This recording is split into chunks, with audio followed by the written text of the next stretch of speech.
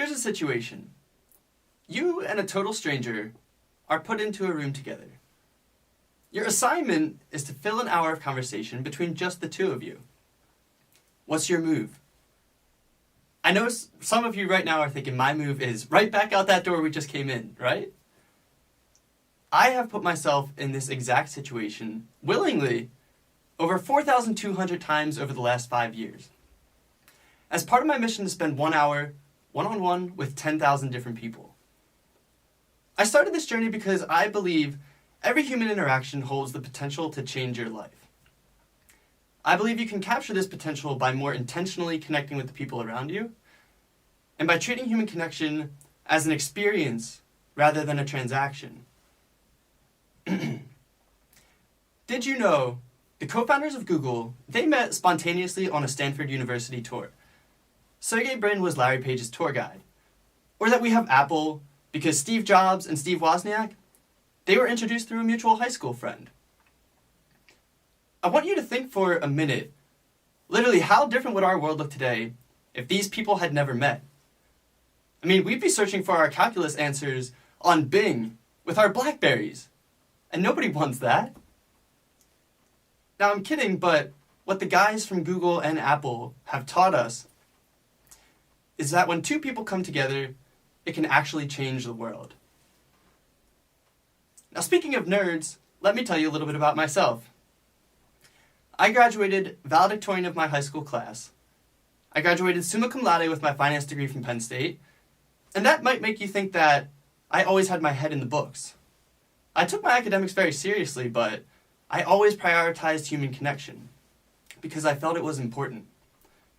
When I was a student at Penn State, I did everything from building houses with Habitat for Humanity, to joining a fraternity, to raising money for the fight against pediatric cancer, to becoming a tour guide. And as a result, I built these amazing friendships that not only allowed me to have the time of my life in school, they became the most valuable thing I took away from it. When I started my career doing strategy and operations consulting, and later did sales for a venture-funded tech startup, I noticed that the specifics of how to calculate beta coefficients, that started to fade away real quick. Sorry, Professor Gray. But the friendships only grew stronger. So 5 years ago, I'm feeling a little bit unfulfilled in my career, and I'm thinking to myself, I can't do this for the next 40 years. It can't be this. So I start asking questions. What happens if we become more intentional about connecting with the people around us? Do we start the next greatest thing? Do we find a better sense of happiness on a daily basis? I had questions, and to get to the answers, I did what any other logical 24-year-old would do. I set out on a mission to spend 1 hour one-on-one with 10,000 different people.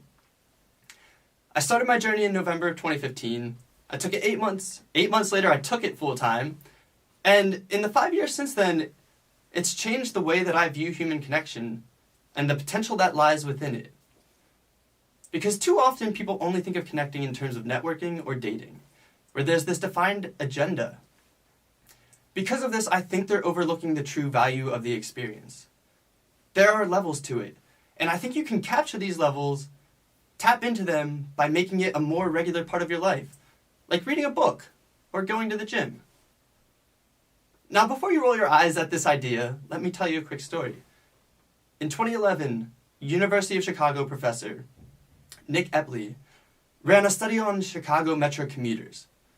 He split the people up into groups. The first group was told, sit in isolation, don't talk to anyone on your commute. The second group was told, form a connection, have a conversation with a stranger. And at the end, they each reported on how enjoyable their journeys were. The results? Who had the more enjoyable commute? That's right, group 2. So as you go through your journey of life, which of these groups would you rather be in? Like the commuters in group 2, if you set a goal to intentionally connect with the people around you, whether it's 1 new person a month, or 20 new people a year, whether it's 5 minutes or an hour with each person, you are going to positively impact your life. From a very base level, our first level is this increased sense of belonging. When you connect with the other people around you, you'll feel this, and we're actually hardwired to feel this way. Because from an evolutionary standpoint, more human connection meant better protection against predators, more people hunting and gathering, more chances of reproduction. Back then, when people spent their entire lives with the same small group of people, that sense of social acceptance was incredibly important. It literally meant the difference between life and death. Now for us, the stakes are a little bit lower, right? Because, let's face it, Amazon does all the hunting and gathering for us. The packages just show up on our doorstep. But that sense of social pain and that fear of rejection, that has stuck around. Today we hear a lot about social media driving us apart and contributing to increased rates of loneliness. And that leads to increased rates of anxiety, depression, and suicide. But what if it didn't have to be that way? What if instead of feeling compared to the people on our social media, we could feel connected to them? And what if actually all it took was for us to reach out?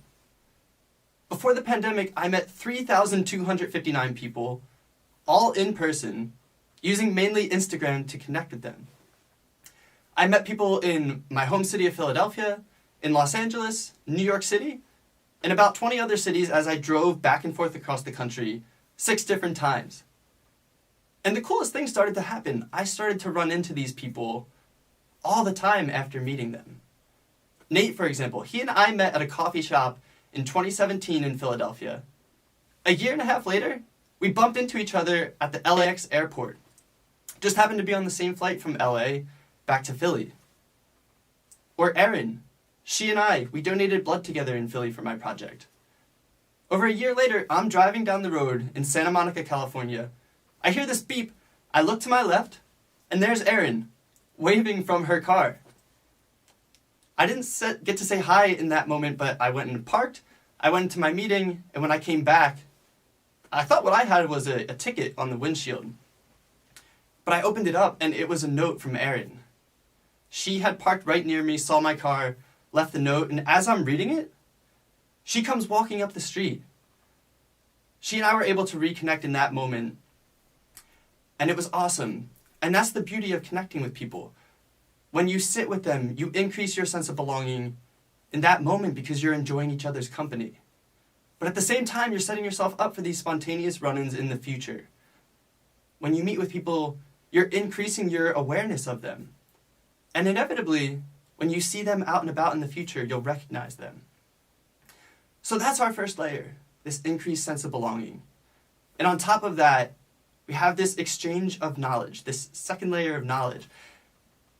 It can be something simple like interacting with a personality that you are most definitely going to come in contact with again in the future.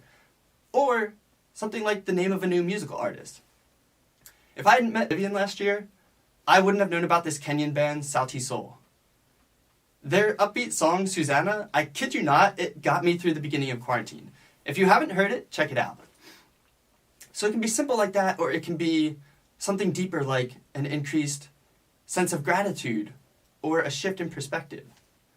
When I met Fernanda in 2018, she said, I don't want to talk about me, I want to talk about my brother, Eduardo.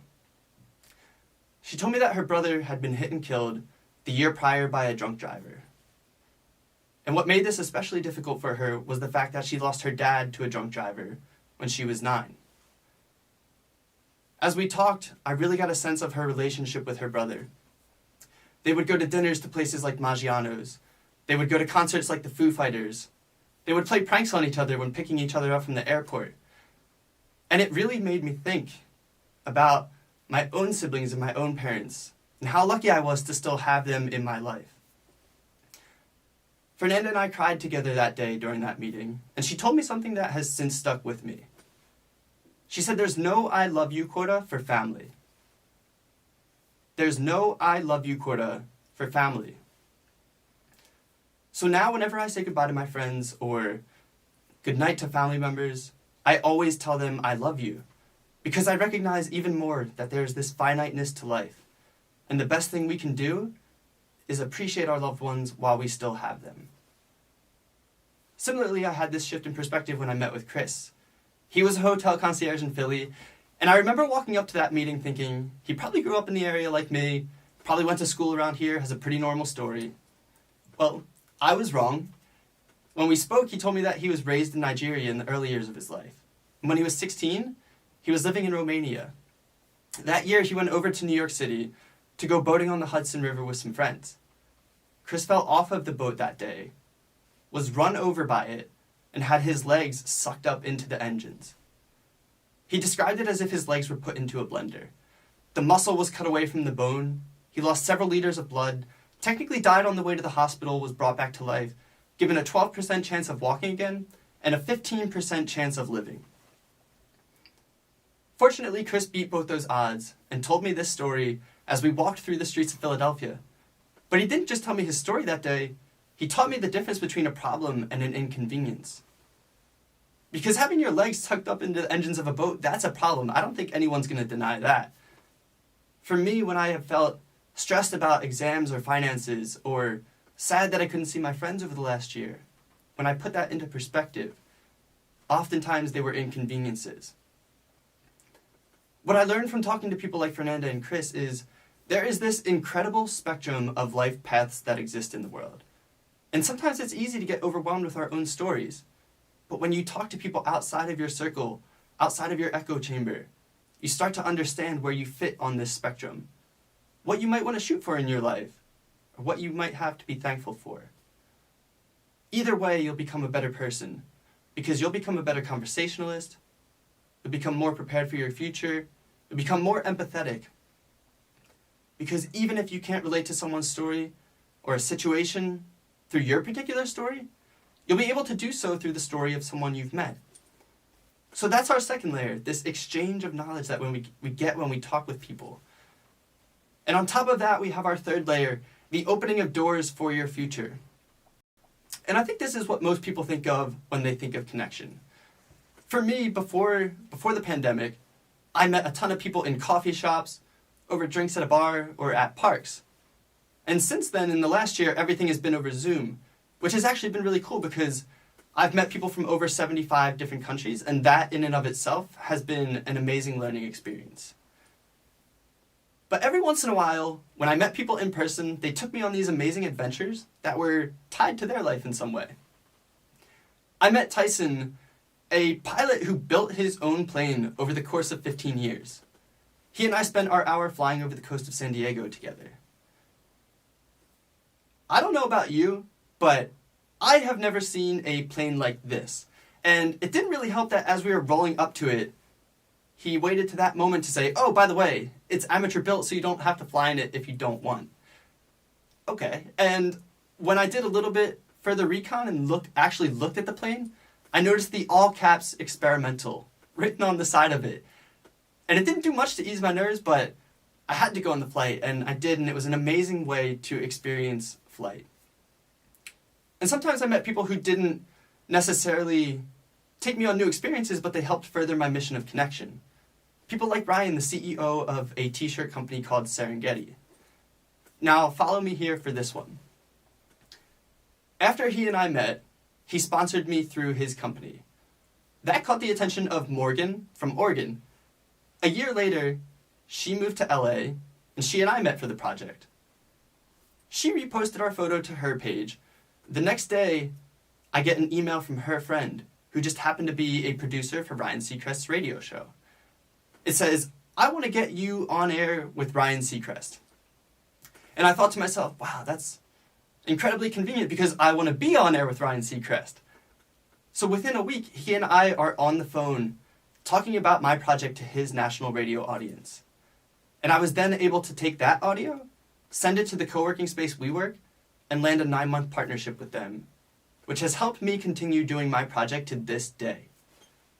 So just by meeting Ryan Westberg, I had this partnership and the ability to continue doing my project.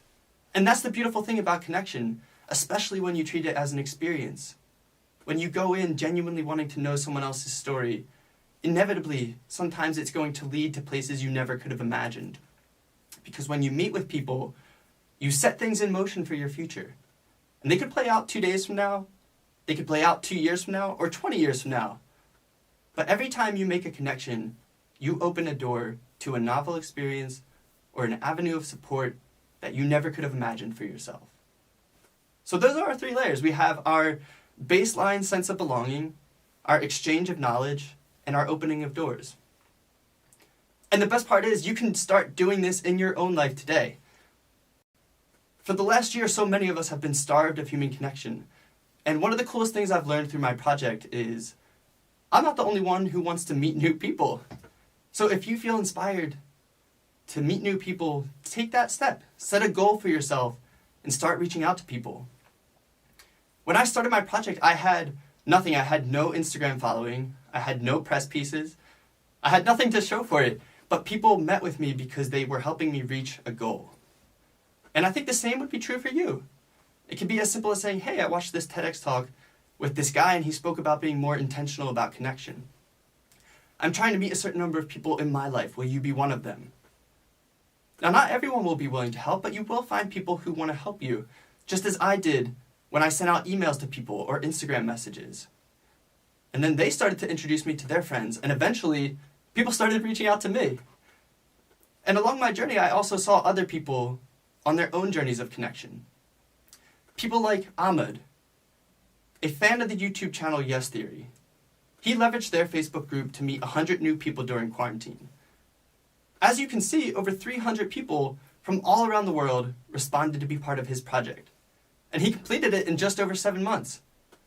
I had people tell me about a service called Lunch Club, an AI service that each week connects you with one other person for a one-on-one 45-minute conversation based on your background and your experiences.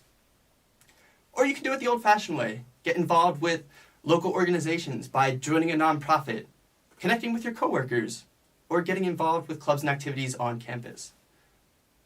When you set a goal for yourself, I think that you'll find it is easier to make human connection a more regular part of your life, even if it's something that makes you nervous right now, because it will become more routine. And when it does, you'll start to see the value that I've gained in my 4,200 meetings. You'll understand why each and every one of those was incredibly impactful to my life. Because an increased sense of belonging, that can change your life in the same way that a date can. Having an appreciation for your family before they're gone, that'll change your life in the same way that that new business deal will. So as you pass people on campus, on your commutes, in your life, just remember, every single human interaction holds the potential to change your life. So don't pass it up. Thank you.